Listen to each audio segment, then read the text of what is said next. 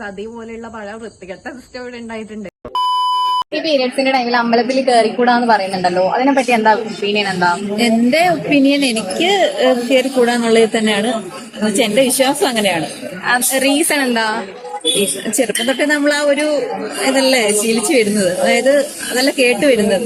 വീട്ടിലൊക്കെ എല്ലാരും പറയുന്നു, അത് കേട്ടങ്ങനെ ഫോളോ ചെയ്യുന്നെന്ന് മാത്രം. ഓരോരുത്തർക്കും ഓരോ വിശ്വാസം ഉണ്ടല്ലോ. ഞാൻ പൊതുവെ കയറാറില്ല.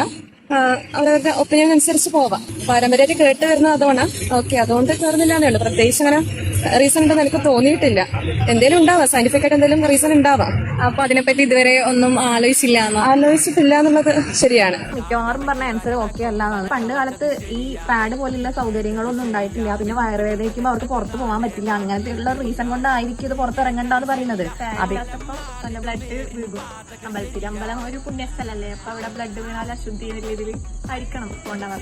ഇപ്പോഴും പല വീട്ടിലും അടുക്കളയിൽ കയറാൻ പറ്റില്ല, ചില സാധനങ്ങൾ തൊടാൻ പറ്റില്ല, പീരിയഡ്സിന്റെ ദിവസം കഴിഞ്ഞ് അവിടെ ക്ലീൻ ചെയ്യണം, അങ്ങനത്തെ കുറെ കാര്യങ്ങൾ കേട്ടിട്ടുണ്ട്. ഇതിപ്പോഴും ചില വീടുകളിൽ നടന്നുകൊണ്ടിരിക്കുന്ന കാര്യങ്ങളാണ്.